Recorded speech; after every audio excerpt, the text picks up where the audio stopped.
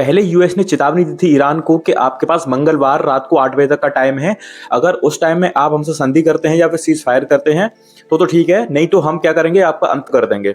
लेकिन कल डेडलाइन से पहले ही 1-1.5 घंटे पहले ही ट्रंप ने कहा कि हम 2 वीक की सीज फायर के लिए एग्री कर रहे हैं। मतलब क्या होगा कि 2 वीक तक कोई युद्ध नहीं होगा और जो भी स्टेट ऑफ हॉर्मुज से निकलने वाले जहाज हैं यूएस के या किसी और के, सब वहां से ओपनली निकलेंगे। लेकिन बशर्ते उसमें क्या हुआ है कि ईरान और ओमान ने क्या किया है कि वहां पर से जो भी जहाज निकलेंगे वो ईरान और ओमान को टैक्स देंगे। मतलब भैया निकलने की फीस, जितने भी जहाज जिसके निकलेंगे फीस देते जाओ, निकलते जाओ। उधर इस युद्ध को लेकर फ्रांस के राष्ट्रपति ने कहा है कि अगर सीज फायर आपने करी है तो इसमें लेबनान को भी इंक्लूड करो, कि सीज फायर तो उसके लिए भी होनी चाहिए। लेकिन ये सब सारी चीजें यूएस की तरफ से हुई हैं, ट्रंप की तरफ से हुई हैं। लेकिन इस मामले में इजराइल अभी भी शांत नहीं हुआ है।